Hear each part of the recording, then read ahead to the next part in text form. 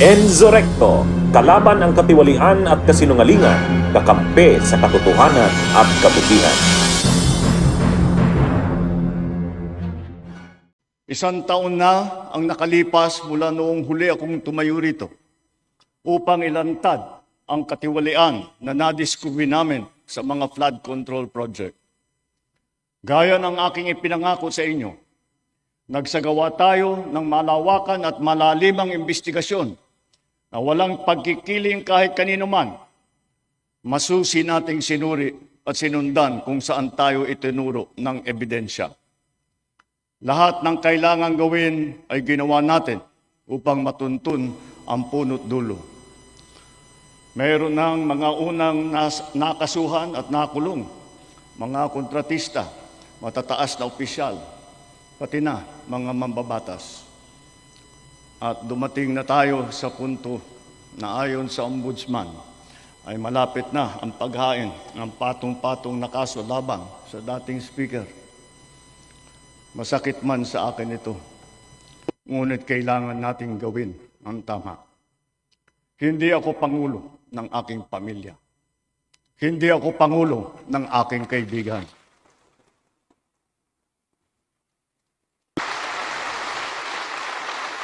Ako ay Pangulo ng Pilipinas at ang tungkulin ko ay sa inyo, ang aking mga kapwa Pilipino.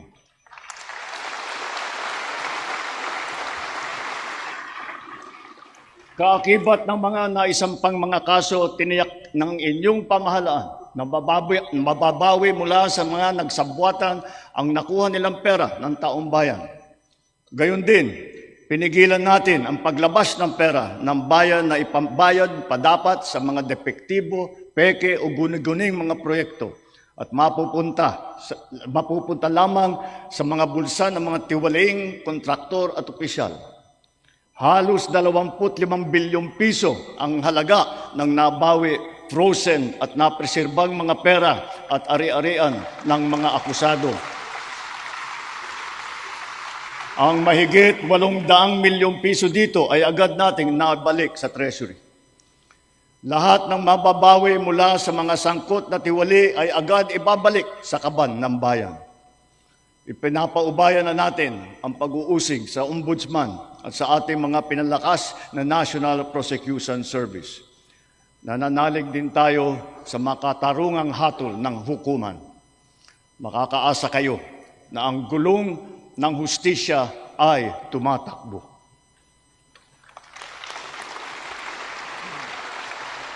Sa kabila ng mga kaganapang ito, kailangan natin umusad tungo sa pagbabago.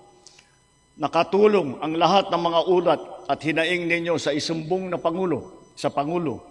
Ang inyong pagbabantay at pakikialam sa pamahalaan ay ang susi sa paglaban sa katiwalian. Ang reforma sa DPWH ay nagsimula na. Nagpasok tayo ng mga bagong graduate kasama ang mga tuwid at maasahang mga job order at contract of service.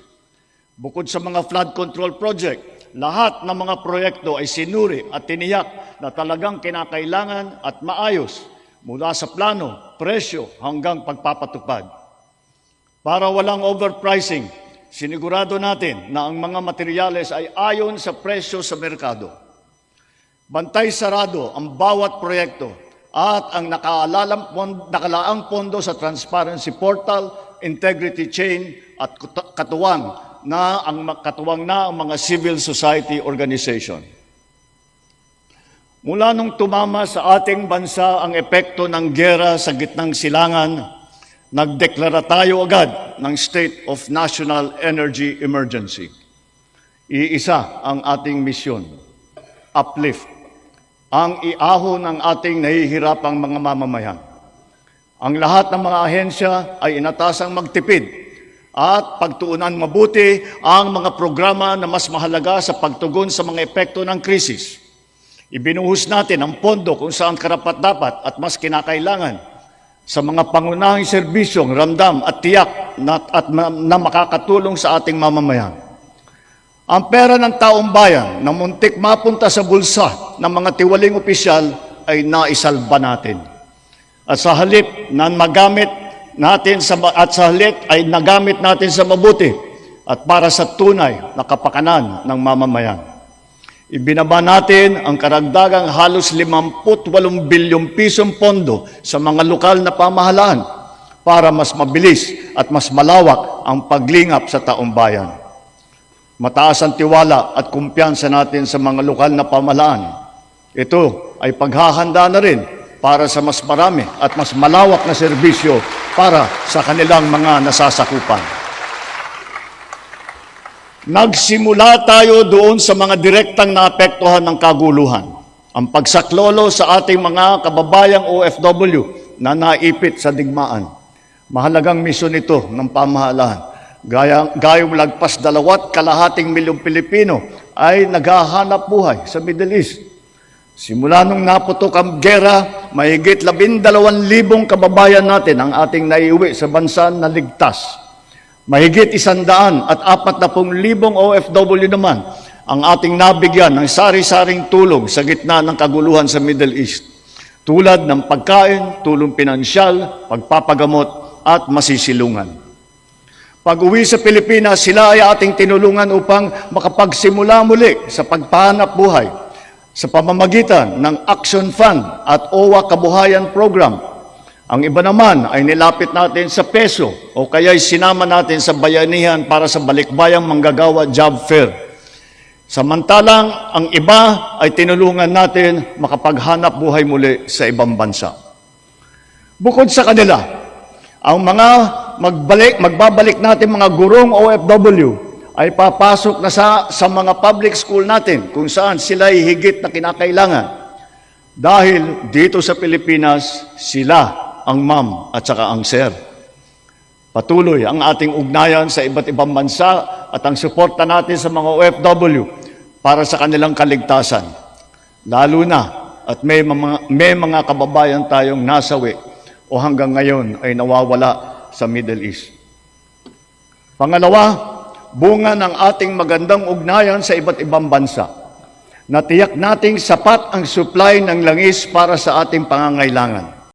Bunyog, bunyog, halikan na kasama ka. Bunyog, kapag buklod ay may pag-asa. Luzon, Visayas, Mindanao, isa ang pananaw. Sa bagong Pilipinas ang bunyog isisigaw. Bunyog, bunyog, bunyog.